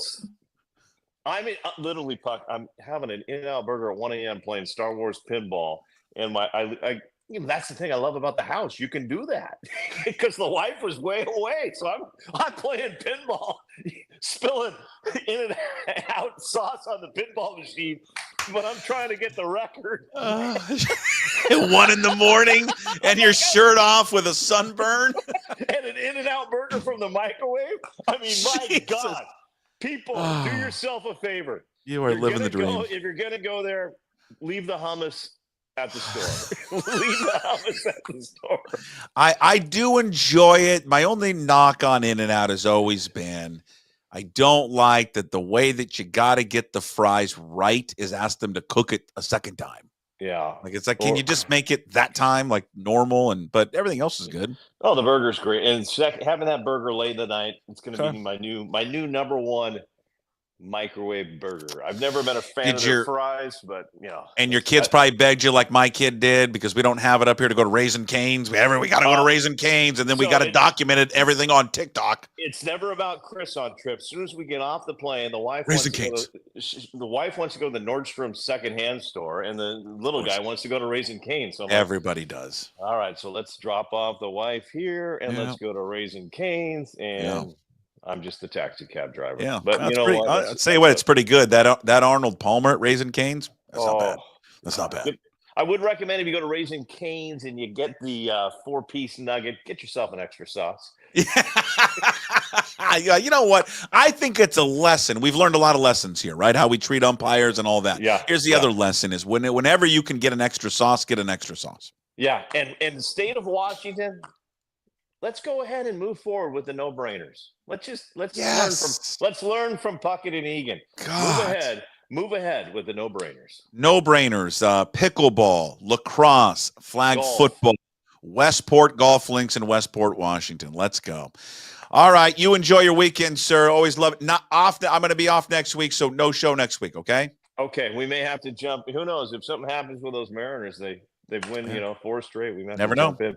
All right. Okay. See you, buddy. Have fun Cheers. down there. Thank you. There he is, Chris Egan, Chris Egan 5. There on Twitter. And, of course, all of his work up at king5.com and King5 and king5.com. All right. We have the Scout coming up next here. We're our anonymous Major League Baseball scout, 30-plus years there in professional baseball. We talk Mariners today. We talk young guys down in Tacoma, the loss of Bliss, the loss of Robles. We get into high school guys. We never really do high school guys, but there are a number of high school baseball players in this state, real talented, 2 in particular that have a chance to go, well, in the first round, but maybe top 20. And then there's a catcher in our neighborhood that plays at Old Ballard High School that is going to UCLA that we talk about. Real quick, though, because we talked a lot of golf today, I do want to throw this out there as well. We've talked about Westport Golf Links. We've talked about the majors, Puck to Picker Majors pool. My older brother, by the way, if you want to play golf, by the way, and are jonesing for a golf tournament that you want to play in and you want to support a great charity, my older brother's got a golf tournament and they have some slots open. And I said, yeah, let's promote that up a little bit. Let's fill that out. His golf tournament that he puts on every year, 21 years. So this year's the 21st annual Golf for Life charity tournament. It all benefits the American Cancer Society. Our dad passed away due to lung cancer. So he has put on this golf tournament for 21 years. This will be the 21st year. It takes place Saturday, May 17th, so a little over a month from now at Echo Falls Golf Club. 1:30 shotgun start, by the way. Entry fee is $125 per player, but it includes a cart, it includes a hot dog, it includes beer, course games, prizes, awards, and then it includes also a dinner after your round is complete. So for more information or to get a registration to register, go to golfforlife74@gmail.com. golfforlife74@gmail.com. And that's FOR, not the number. So golfforlife74@gmail.com. The 21st annual Golf for Life charity tournament. Again, my brother puts it on. It benefits the American Cancer Society. Sign up today if you can. You want more information on it, and you're like, oh, I missed it, and can you send me the link? You can always email me to puck@pucksports.com. Hit me up on Twitter @pucksports. But again, if you are interested, golfforlife74@gmail.com. All right. So we wrap up our Friday show, or almost our Friday show, with another edition of the Scout. Again, our anonymous baseball scout, 30-plus years covering the sport. Again, we talk about some high school prospects in this state and also the impact of the injuries of Victor Robles and Ryan Bliss. And is there help in AAA? Could Cole Young, Ben Williamson, Tyler Locklear all come up and help this team? We get the very latest with the Scout. By the way, the Scout doesn't have a sponsor. So if you'd like to sponsor the Scout, hit me up, puck@pucksports.com. Time for the Scout, the real scoop on the Mariners and baseball from our anonymous baseball scout who currently works for a Major League Baseball team, and he's been scouring the state last time we talked. He's been covering the sport for the past 30 years. Why? Because he loves the sport of baseball like we all do. Hello, Scout. How are you on this Friday? I'm good, Puck. How are you today? Doing great. I'm just waiting for the weather to turn so we can stop playing Little League games in the rain. Yeah, I tell you what, they need to move the season back a little bit. That's not very conducive to baseball in the Northwest. It's tough. Let me ask you from a scout's perspective. There have been a ton of guys that have come out of this state. A ton of guys. I mean, just major leaguers everywhere. Is it, does weather play a factor up here? I mean, would there be more talent up here if the weather was better, or does talent just eventually come out and it doesn't really matter where you play? It's going to come out wherever you play, but it gives you more opportunity. The players in the Northwest, they actually train more than the guys down south. The guys down south do get to play more because of the weather. But you're right. The state of Washington's been unbelievable developing players, as well as the Northwest in general. But Washington's got a ton of good players. Do you have a player, not currently, maybe just all time, that you scouted? And listen, maybe they didn't pan out. But what was the scouts' favorite favorite high school player that they ever scouted in this area? Favorite high school player ever scouted in the area was a guy named Ryan Brett from Highline High School. He ended up playing in the big leagues with the Tampa Bay Devil Rays. So I think he was like a 4th-round pick with the Devil Rays out of Highline. Just without a doubt, my favorite amateur that I ever watched play, Puck. Why? Just electric, obviously had really good tools, but loved to play, was highly, highly competitive. When I was a college coach, I thought if he went to the college game, he'd be, the Golden Spikes. I thought he'd be the college player of the year by the time that he left. I kind of thought he was Dustin Pedroia with speed, which, Dustin was unbelievable, but he didn't have a ton of speed. Certain guys just grab you, and he was a guy that grabbed you, and he was fun to watch. Unfortunately, he kind of played that dirtbag baseball, played hard, dove, did all the stuff that you loved, and every time he did that in pro ball, he kept getting hurt. So he kind of lost that part of his game. And if he wouldn't have went through injuries, I think he would have had a long big league career. But he did play in the big leagues. Do you remember? I would love, because a lot of you scouts will keep your notes for years and years and years. And I think it'd be fun to just scour through like your boxes of notes on guys. If you did have notes, and maybe you do you remember your thoughts on someone like Corbin Carroll? Yeah, absolutely. I saw Corbin when he was 16. I just wasn't sure if he'd be big enough. I didn't realize how fast he was, right? And how strong he was going to get. But, you see younger players, usually guys, when they're young players, 15, 16 years old, even younger than that, sometimes, as you know, puck coaching your son and whatnot, the biggest kid's usually the best player, right? Because he's more physical than other kids.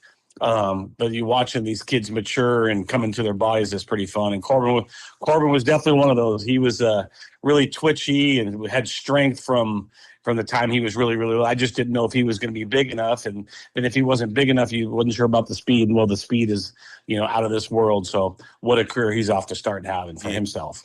Yeah, it's amazing to kind of watch. And then you throw that with Blake Snell. I think Blake Snell's probably the other big name, I would assume, kind of out of this area, right? Yeah, Blake was fantastic. He's a 1st-round pick.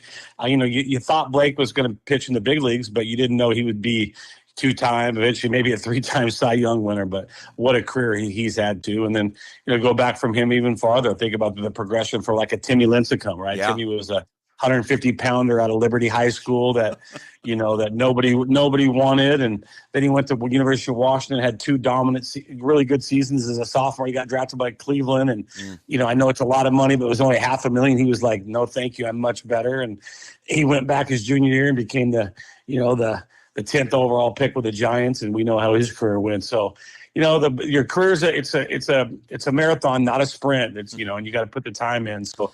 It's definitely been fun to watching some of those players. There's going to be 2 guys this year, Scout, that have a chance to be drafted in the 1st round. They both have got high grades. I'm just curious. The young man out of Mountain Vernon, the shortstop, Xavier Nyans.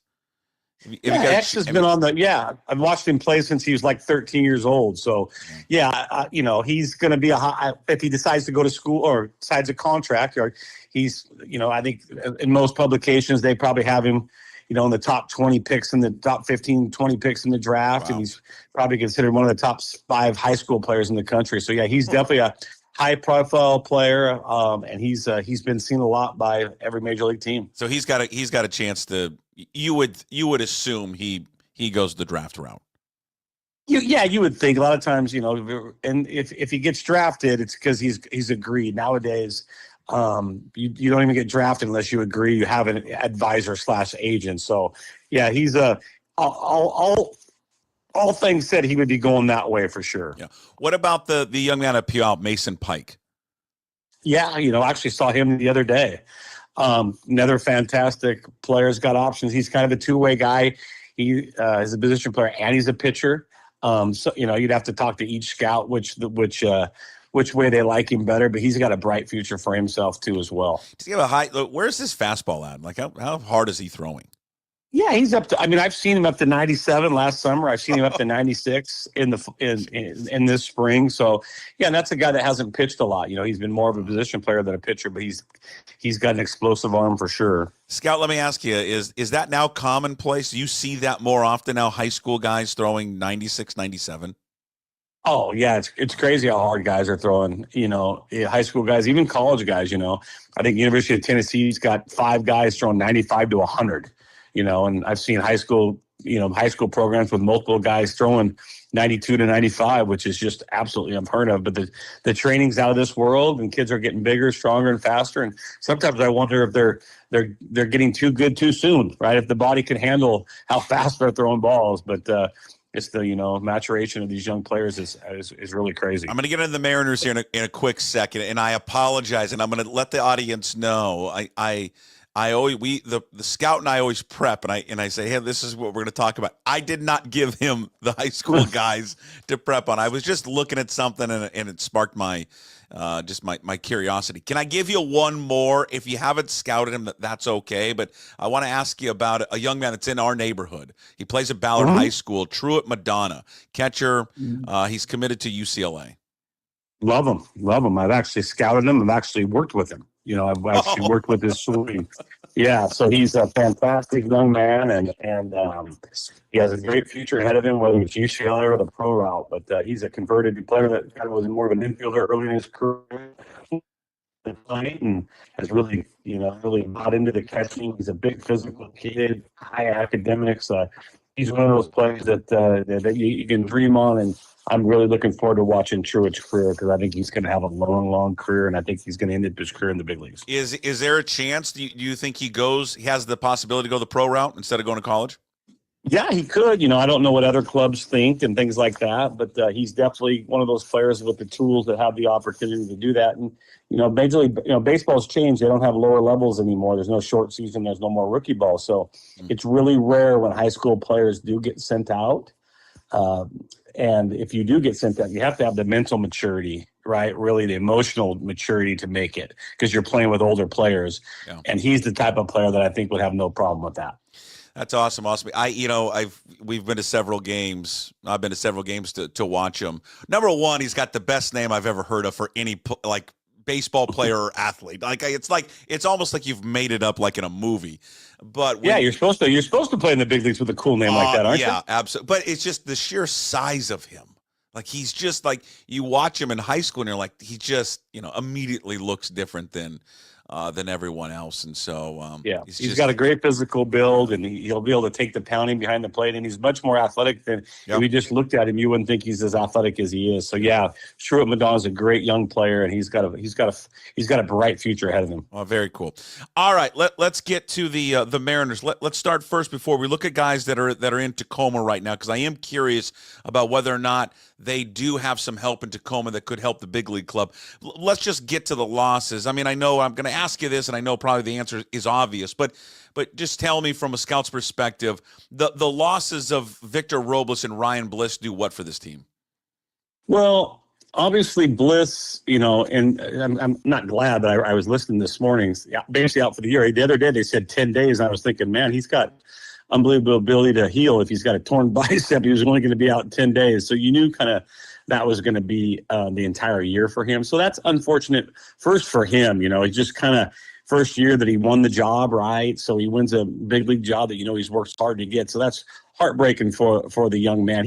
I always looked at him, Puck, as a utility player. Sure, he won the second base job, but I kind of thought he was going to be that guy that could back up the middle, playing short, playing second, and playing center field. So it's a blow to the Mariners for one, because he won the job, and it's also like they've got some good players. You talked about Cole Young, at AAA. I'm a huge Cole Young fan, no doubt about that. But A lot of times what you don't want to do with these young guys is to speed up their game and stunt their growth, right?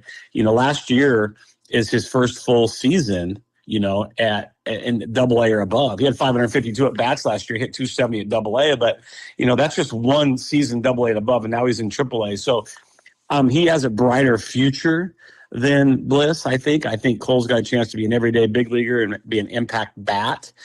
Just unfortunately, you're going to have to do it now, I think. It's going to have to happen now, and you would have loved to see him, get longer, seasoning in the minor leagues. But I don't think they would move him up and put him in that role until he was probably putting up some solid numbers at AAA when it comes to Cole Young. Yeah, and then what about, that's for Bliss? What about for Robles? The losing him now as well. What's the impact on the ball club? Yeah, I think a big one, because obviously, it's not an offensive team. They've been struggling scoring runs, and he's arguably one of their best some people might say he's their best offensive player, right? It could be agreed between Blanco and him and Julio, but he's one of their top 3 or 4 offensive players. So really, yeah, it's not great for the Mariners because you already talked about their offense and maybe kind of their lack of punch in that offense. So it's not like you can just go to AAA and just replace guys like that. You'll bring guys up, but I don't know if they have the same type of talent that they can place him with. Okay, let's get to Cole Young, because I want to ask about Cole Young, Ben Williamson, and maybe a thought on Tyler Locklear. Let's expand here on Cole Young, second baseman, 21. I believe he's the youngest player in the PCL. He's got a lot of hype around him. He will be the future second baseman of this team. But where in his development right now, Scout, where is he at? Well, I think for him, it's just more about opportunity, right? He just needs to play. Like I said, you just got to – it's really hard to evaluate them at the lower levels. Like I said, last year he's an everyday guy at Double-A. What he's proven, but he's always been, he's a contact guy. He's not a big strikeout guy. He only struck out 16% of the time at Double-A last year, and those are good numbers, especially for a guy last year that was 20 years old. Average, this average shortstop in that league, they strike out about 23% of the time. So he's better on the strikeout rate, and he walks more, right? So he's doing that. He's just the only knock on him is not his fault. He's just not old enough yet. He just is not as experienced enough. So if he just keeps playing, there's going to be more experience, and I got to believe he's going to be ready to play Puck more sooner than later. More sooner than later. Do you think, when you say sooner rather than later, is there a chance this year, or is that way too aggressive?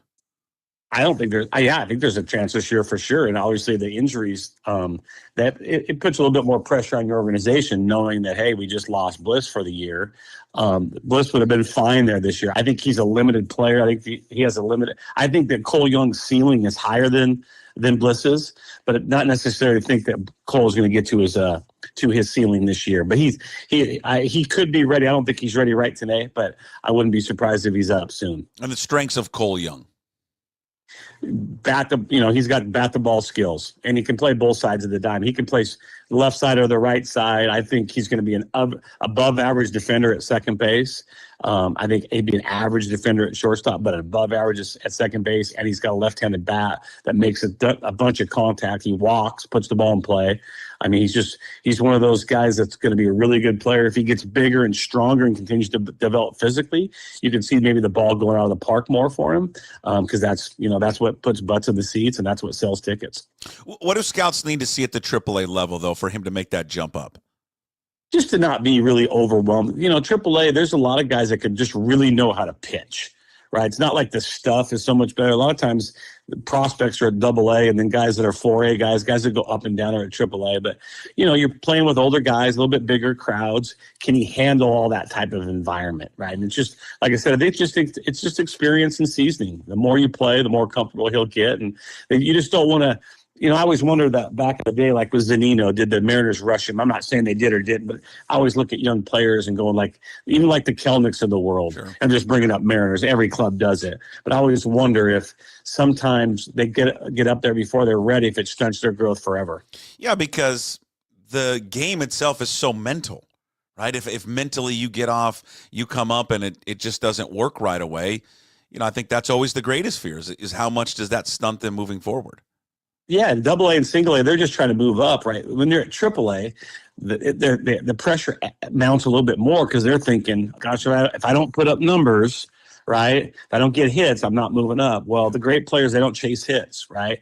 They chase the process. Hey, am I on time? Am I swinging at the right pitches? Am I hitting the ball, putting the ball in play, right? That's the things you need to focus on. But it's human nature to look at that batting average and how they're putting the ball in play. And, hey, if I do that more often, I'm going to get up and I can reach my dream. It's none of those guys' dream to play in Tacoma.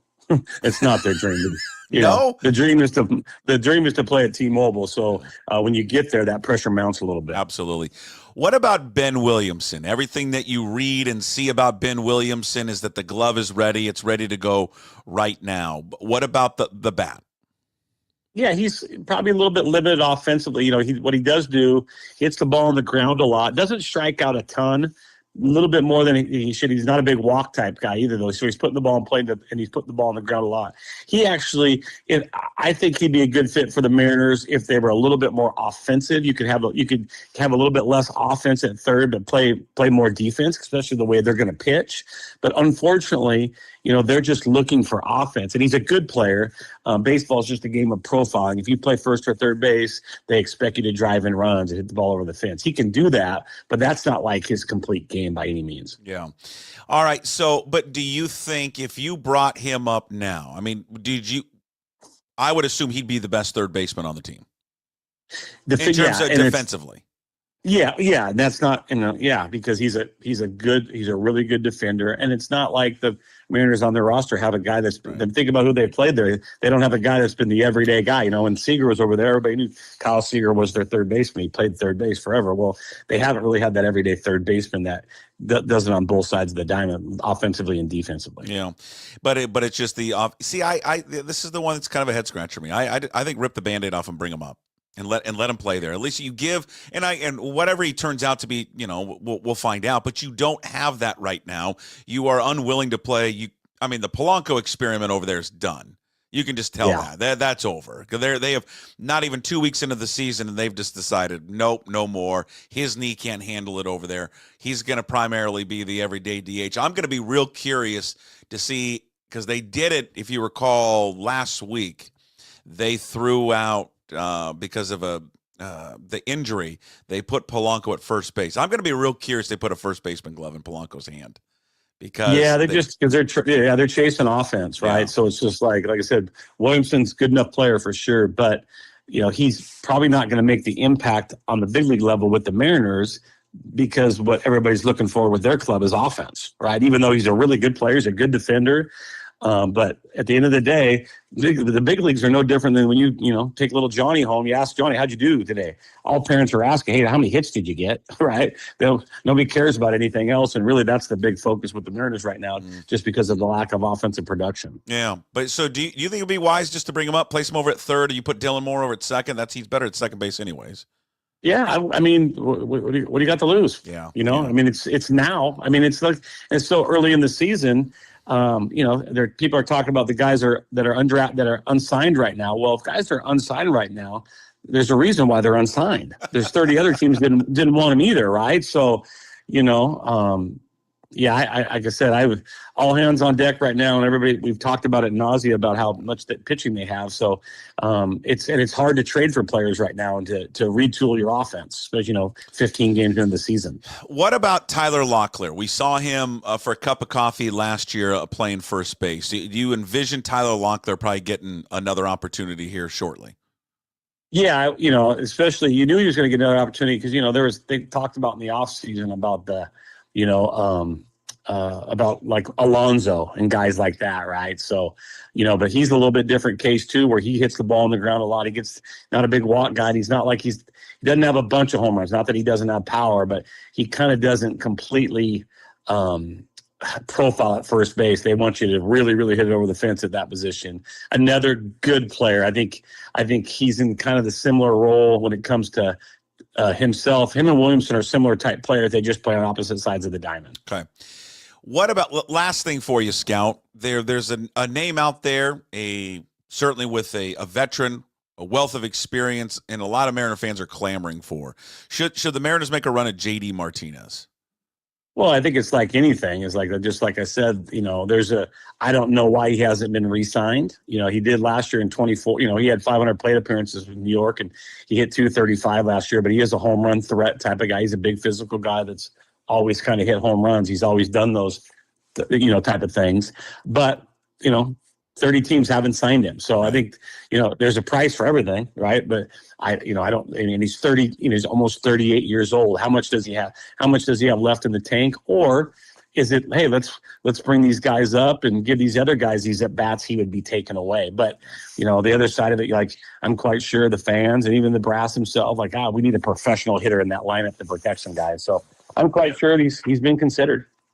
All right, that's another edition of The Scout, the real scoop on the Mariners and baseball from our anonymous baseball scout who currently works for a Major League Baseball team, has been covering the sport for the past 30 years. You can find this on all platforms, YouTube, Apple, Spotify, wherever you find your podcast. And, of course, always up at pucksports.com. And for those listening, and many are, Scout, many are, I hear all the time about how much people love this segment. We could always use a sponsor for The Scout.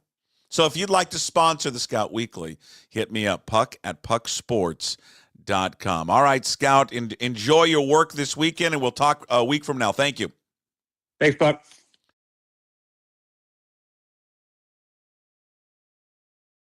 That's 2 days in a row now that I've had the mic muted when coming back.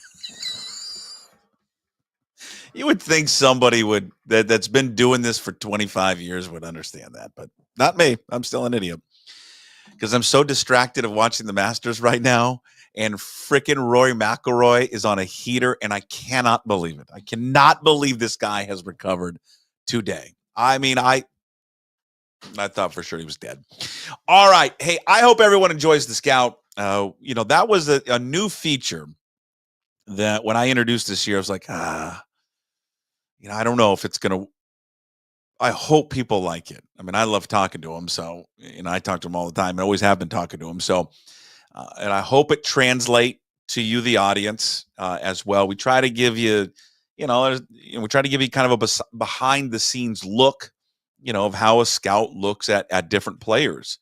And, just remember the scout, the scout was the one who told me that, hey, don't knock Ryan Bliss's defense.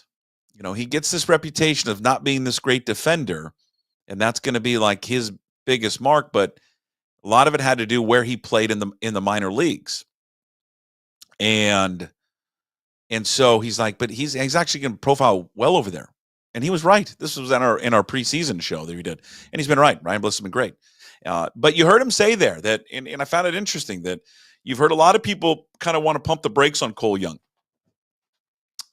He says he expects him to be up sooner rather than later. And it'll be real interesting to see what they do with Cole Young.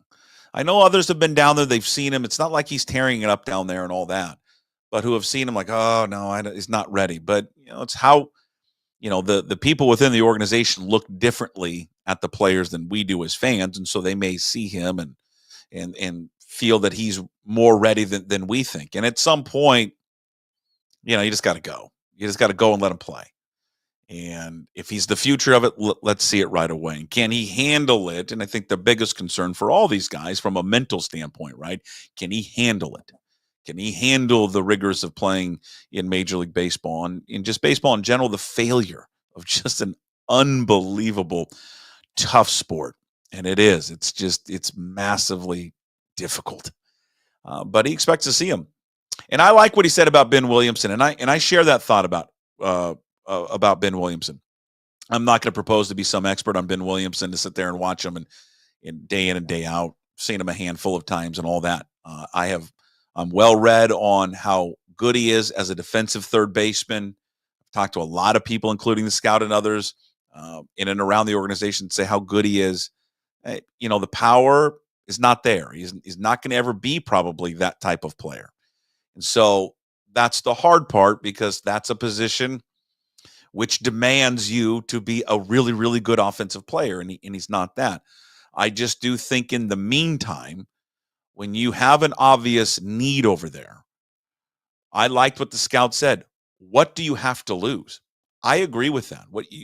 Nobody is hitting on this team. Nobody. And what they really need is for Julio and a Rosarina and Cal to honestly carry this team for a while. And then they can fill in the other pieces. But what that move would do of bringing Ben Williamson up is that then you shift over Dylan Moore, who, again, I like Dylan Moore.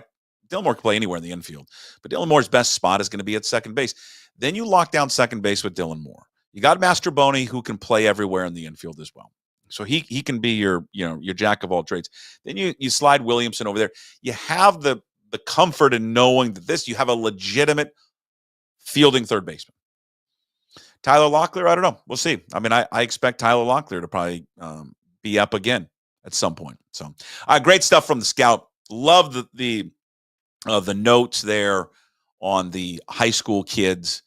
Because it was something that I did when I told him what we're going to talk about this week. We didn't really get it. I didn't write that down. We just kind of got when he was talking about, hey, here are the top guys over the years I've scouted in the high school level. Then I just thought about all the high school talent that there currently is in the state. There's like 4 kids. There's mentioned the kid up in Mount Vernon, the pitcher, infielder that's down in Puyallup. We didn't get to the Lakeside kid who is regarded as who's going to Stanford, regarded as one of the best players as well. And then, we mentioned the catcher that plays at Ballard, Truett Madonna, who is going to UCLA. So there's a lot of high school talent in this state. Real exciting talent that's going to be drafted high, has a real opportunity to be drafted high. So that's pretty damn cool. All right. Did I miss anything today? There's just a lot. Westport Golf Links. Go check it out. WestportGolfLinks.com. If you want golf, world-class golf, that's how golf is supposed to be played and courses, how they're supposed to be designed. Westport, Washington, to me, is one of the jewels of this state. It really is. I love it down there. But it needs, it needs a pick-me-up. And this is a place that can get a nice pickup down there and a revitalization of the area. And so David McLay Kidd, a world-renowned, sorry, I just want to make sure I'm looking over here to see what the updates here on the Masters are. Rory, where are you at? Was that what highlight am I just seeing? 16, he just parred 16, so he's at 6 under. Sorry, I'm distracted. WestportGolfLinks.com. You can see the designs, what they want to do.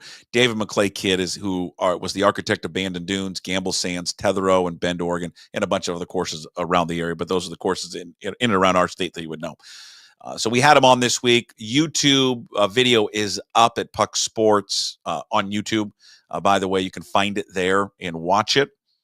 He's a great listen. He's fun to interview. He's got a lot of energy, great accent, all of it. And it just would be beautiful. It would give that area, that coastline, which we get pushed. Our coastline gets pushed to the side because of Oregon's coastline. Oregon's coastline is beautiful.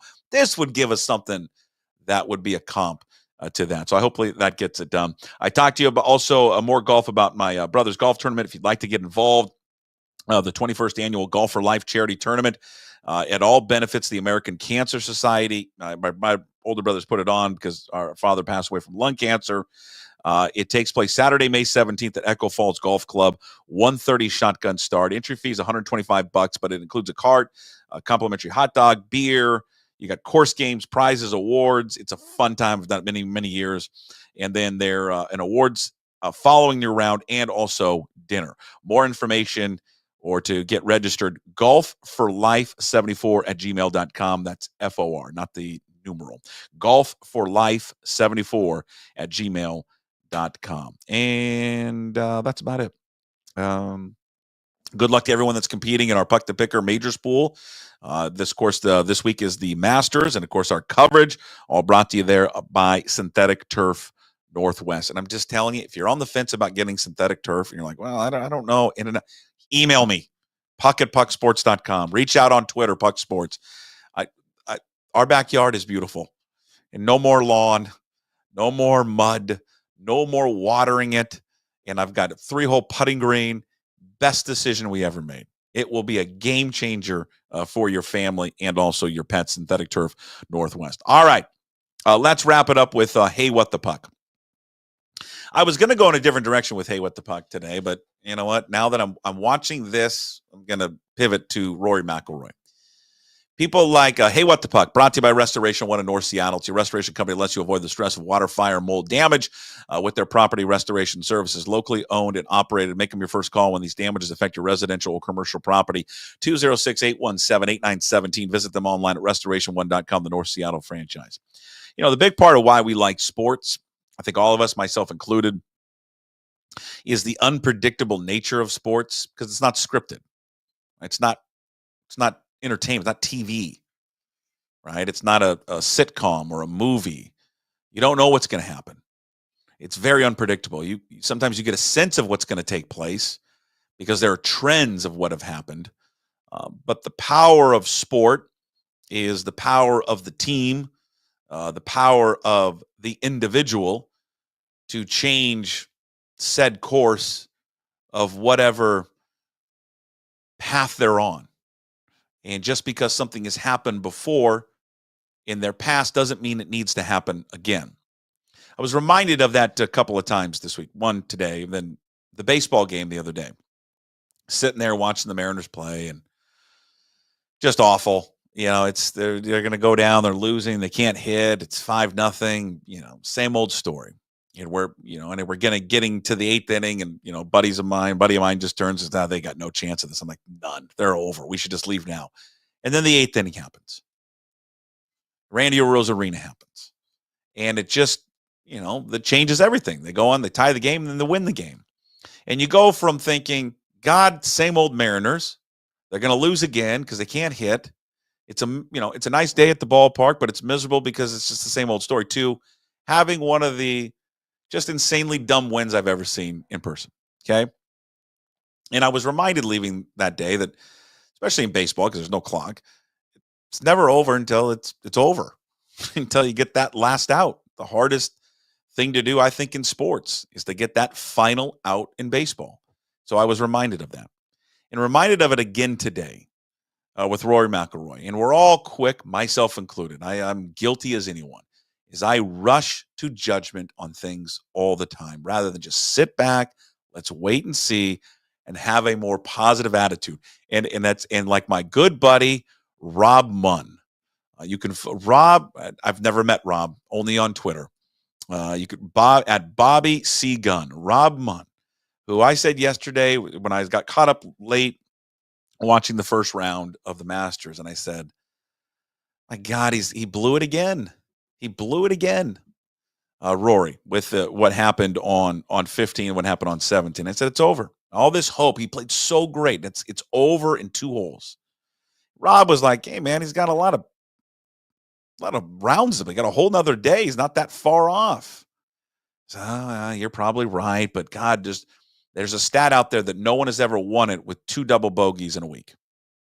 No one's ever won it. He would become the first one to ever do it. And watching Rory McILroy today, as we're doing this right now, and it's going to change if you're listening to this later. He's got 2 holes to play. He is currently 2 shots off the lead. He has fired a 6-under through 16 holes today. And it reminds me of the power of the individual in sports. Never count them out. Just because something has been a trend, and a trend for Rory has always been at the Masters to have 1 hole or 2 that absolutely ruin his day or his round. And he had that yesterday. And he didn't speak to the media yesterday. Went home, regrouped. All this talk this week is how he's had a renewed look on his game from a mental standpoint. And he filed that away last night, knowing where he was at. And he came out today, and he has conquered this course. And he's going to go into the weekend currently tied for 3rd for a hell of a shot to complete the career Grand Slam and put on that green jacket for the first time. And we all love, I guess, underdog stories or comeback stories. And this would be one of the ultimate comeback stories of all time for this guy. And however people feel about Rory McILroy, or not a huge golf fan or what have you, this would be one of those stories where someone has been knocked down time after time after time after time and has been able to now pick themselves up.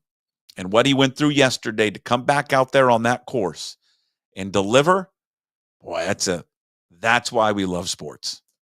That's why, and I have to be reminded of that a lot. So a hell of a round today for Rory McILroy. All right, that is it. Hey, What the Puck, brought to you by Restoration One of North Seattle. It's a restoration company that lets you avoid the stress of water, fire, and mold damage with their property. Restoration services, locally owned and operated. Make them your first call when these damages affect your residential or commercial property. 206-817-8917. Visit them online at restoration1.com, the North Seattle franchise. Big thanks to everybody watching and listening today. Thanks to all our sponsors, Limbeck Lumber, Clean Streak, Synthetic Turf Northwest, Georgetown Brewery. Check out their new Tavern Beer at your local bar and at georgetownbeer.com. And, of course, Restoration One. Hey, speaking of sponsors, by the way, we're actively looking for two. One for the Scout, also a new sponsor, and we're working on this. But, hey, if you got a business, maybe in the South End, working on a new sponsor for Chris Egan. So if you ever want to attach your business to Chris Egan or attach your business to my weekly chat with him, hit me up at pucksports.com. All right, today's Daily Puck Drop up on YouTube. Please subscribe to the channel. Also find the Daily Puck Drop on all your favorite podcast platforms and, of course, at pucksports.com. When you're at pucksports.com, sign up to become a member of the Pucks Posse. It would be meaningful to me. You sign up, you get everything that we do here. It is basically supporting what we're doing with the Daily Puck Drop and Puck Sports. You get all the free content and then all of our VIP and exclusive content as well, like our baseball coverage with our MLB insider, Ryan Divish, our draft coverage with Dane Brugler of The Athletic, our brand new podcast, The Sports Pit with Steve Sandmeyer and Matt Stretch Johnson. And this is not, well, this is all a part of it. This is what you get with Puck Sports. Our new podcast that Puck Sports is producing, Graz with Gas, Take 5. Yes, they are back. New episodes release every Monday. You can find their episodes up on YouTube. Search Graz with Gas, Take 5. Also on your favorite podcast platforms, Apple, Spotify, wherever you find your podcast. Graz with Gas, Take 5. Search it there. Also, you can find episodes, their weekly episodes up at pucksports.com. It's a media empire is what it is. All right. Thanks to everybody for watching today. Interacting throughout the show. Thank you, as always. Have a wonderful weekend. Short shows next week, Monday, Tuesday, and then I'm off the rest of the week. So Monday, Tuesday, sorry. I apologize. Yes, I know smartasses. Has the vacation carried over from radio to this? Yeah, it has. Sorry. But we'll be back with two shows next week, Monday and Tuesday. Have a wonderful weekend. Thank you always. Bottom of my heart for all the support and love. Appreciate it. Talk to you on Monday, as always. Promise to be better. No shoes, no dice. Would anybody like to smoke some pot? Yeah. I was born to love you. I was born to lick your face. I was born to rub you. But you were born to rub me first. What do you need my address for? We'd like to send out a mailer. Mother of mercy, I don't speak Japanese!